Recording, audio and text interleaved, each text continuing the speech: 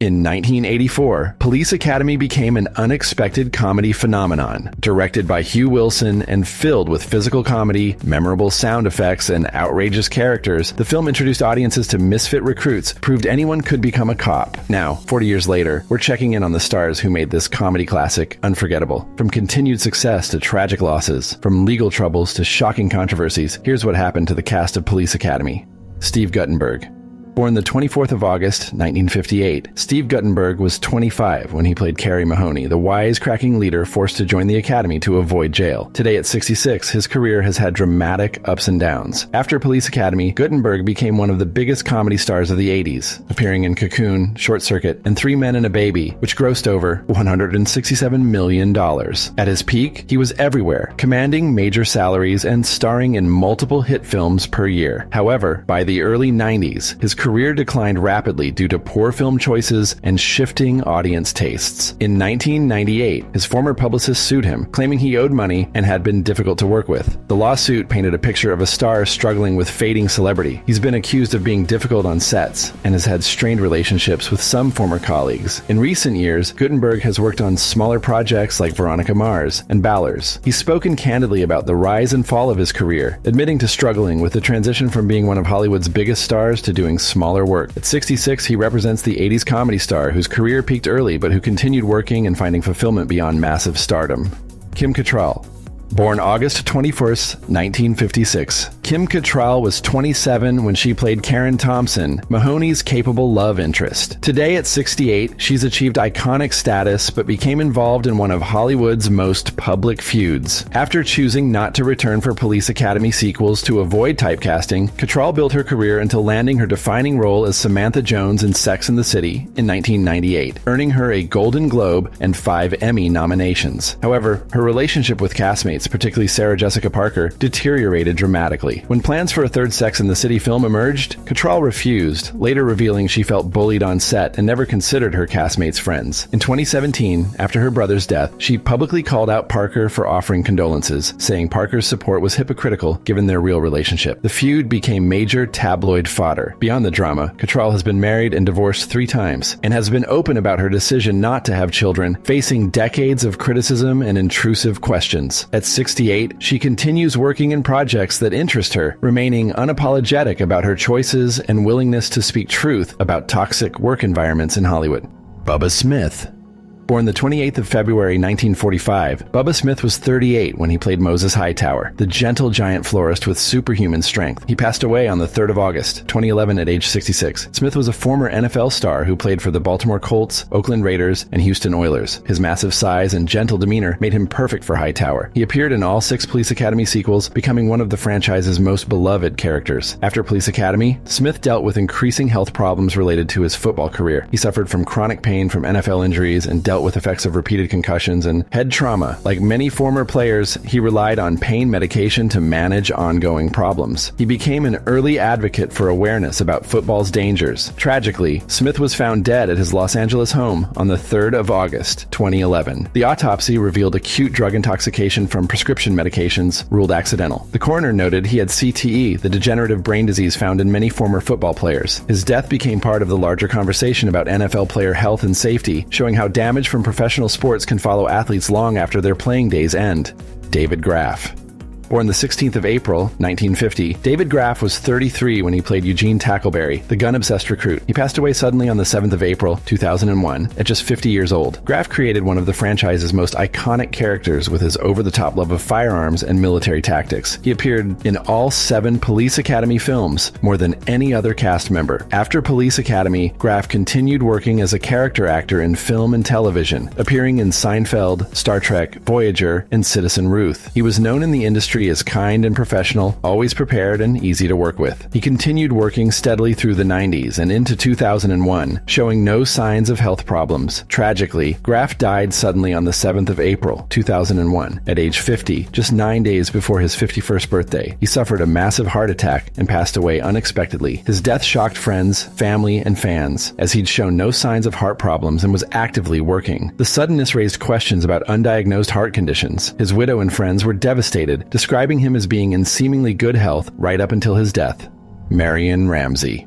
Born the 10th of May, 1947, Marion Ramsey was 36 when she played Laverne Hooks, the soft-spoken cadet with a surprisingly loud voice. She passed away on the 7th of January, 2021, at age 73. Ramsey created a unique character whose timid demeanor and squeaky voice contrasted hilariously with her ability to bellow commands. Before Police Academy, she'd worked primarily in theater, appearing on Broadway. She appeared in 5 sequels and continued performing in theater and voice acting. Ramsey remained active well into her 70s but faced financial difficulties in later years. Unlike some castmates who leveraged fame into lucrative careers, Ramsey struggled to find consistent high-paying work. She relied heavily on residuals from the Police Academy films and occasionally appeared at conventions, always gracious with fans. Marion Ramsey passed away on the 7th of January, 2021, at age 73. Her death occurred during the COVID pandemic, though the specific cause wasn't publicly disclosed. Her passing highlighted that many character actors from successful franchises don't achieve financial security despite being part of beloved films. She worked until late in life, partly because she needed to, a reminder of the financial precarity many working actors face. G.W. Bailey. Born the 27th of August, 1944, G.W. Bailey was 39 when he played Lieutenant Harris, the antagonist determined to eliminate the misfit recruits. Today at 80, he's had a successful career but faced personal legal issues. After Police Academy, Bailey landed his biggest role in 1992 as Detective Lieutenant Louis Provenza on The Closer, reprising the role on major crimes for over 130 episodes from 2005 to 2018. The role made him more famous than Police Academy ever did. However, Bailey's personal life had difficult moments. In 2008, he was involved in a legal dispute with neighbors over property boundaries that escalated into a restraining order situation. Court documents revealed years of brewing tensions involving allegations of harassment and threatening behavior. The case was eventually settled, but showed a side contrasting with his professional reputation. Bailey has also been deeply involved in charitable work, particularly the Sunshine Kids Foundation, helping children with cancer. He served on their board for years. This charitable work helped rehabilitate his public image after the neighbor dispute. At 80, Bailey has built an impressive career successfully balancing early comedy work with later dramatic roles. George Gaines. Born the 16th of May, 1917, George Gaines was 66 when he played Commandant Lassar, the absent-minded but good-hearted Academy head. He passed away on the 15th of February, 2016, at age 98. Gaines brought warmth and gentle comedy to Lassar. Born George Jongajaans in Finland, he was of Dutch and Finnish descent and served in the Royal Dutch Navy. During World War II, experiences he rarely discussed publicly. After Police Academy, Gaines appeared in 6 of the 7 sequels and starred in Punky Brewster as Henry Warnemont in all 88 episodes from 1984 to 1988. He was married to actress Alan Ann McClary for over 60 years, one of Hollywood's longest marriages. Their relationship was loving and stable, a rarity in Hollywood. Gaines continued working into his 80s and 90s, building a remarkable 60-year career. He passed away peacefully from natural causes at age 98, having lived through the Great Depression, World War II, the golden age of Hollywood, and into the digital age. George Gaines represented the working actor who built a long, successful career through professionalism and talent. Scott Thompson.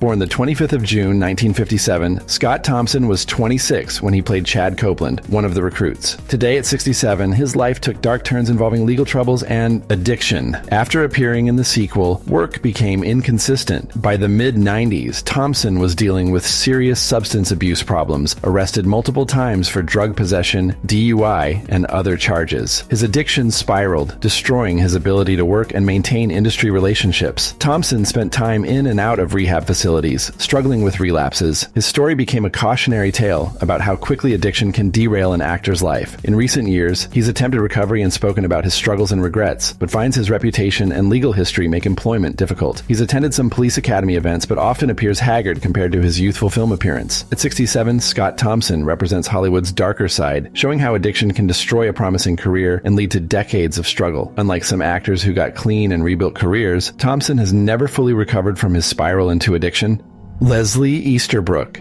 Born the 29th of July, 1949, Leslie Easterbrook was 34 when she played Sergeant Callahan, the beautiful and tough instructor. Today, at 75, she's had success, but dealt with personal tragedies. She appeared in all 6 sequels, and later in Rob Zombie's horror films, including The Devil's Rejects and Halloween. However, she's endured 2 failed marriages and been open about the emotional toll of failed relationships. In 2012, Easterbrook made comments at a convention that some found offensive. She made jokes about weight and appearance that upset fans. fans, leading to online backlash. She later apologized, saying her comments were meant as humor but acknowledging they were inappropriate. Like many character actors, she's faced financial difficulties at various points, relying on residuals and convention appearances to supplement income. She's been candid about the financial realities of being a working actor who isn't a major star. Despite challenges, Easterbrook has maintained her career and continues working. At 75, she continues taking roles when they come and has made peace with the ups and downs of her career.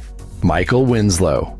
Born the 6th of September, 1958, Michael Winslow was 25 when he played Larvell Jones, the human sound effects machine. Today at 66, he's continued performing his unique talent worldwide. Winslow's ability to create incredibly realistic sounds made Jones one of the most memorable characters. From imitating guns to helicopters to sirens, his sound effects provided some of the film's biggest laughs. He appeared in all 6 sequels. However, Winslow struggled to find roles beyond the sound effects guy persona. He spent much of his career performing live, touring comedy clubs and venues worldwide. He's appeared on talent shows in multiple countries, including multiple appearances on America's Got Talent. Introducing his act to new generations, at 66, Michael Winslow continues, creating amazing sounds and entertaining audiences worldwide. He represents the performer with a truly unique talent who found his niche and made a career from it for over 40 years. And there you have it, 10 stars of Police Academy, 40 years later. From those who achieved success to those who struggled with addiction, from natural deaths to tragic early losses, from public feuds to legal troubles, these performers show the full spectrum of Hollywood life. Some built impressive careers, others battled demons, all were part of a comedy phenomenon. Thanks for watching, and remember, behind every comedy are real people with complicated lives. See you in the next one.